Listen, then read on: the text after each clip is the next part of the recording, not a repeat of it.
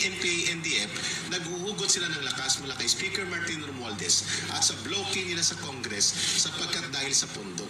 Pangalawa, dahil sa media mileage. Pangatlo, among the list of officials right now na dapat nilang kalabanin, hinahanay nila ang number 1, Sara Duterte.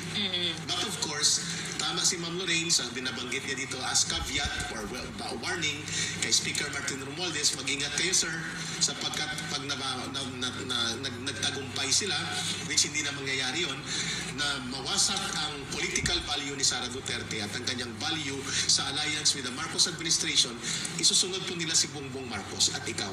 And tularan po ninyo ang kategorikal na pamamayagpag ng posisyon ni Inday Sara Duterte na walang patumpik-tumpik ang kalaban. Ang kaibigan. In other words, wala kayong panalo pag kayo ay nakipagkuntsabahan dyan sa pagmumukha ni Franz Castro, Raul Manuel, Arlene Brosas, walang panalo dyan.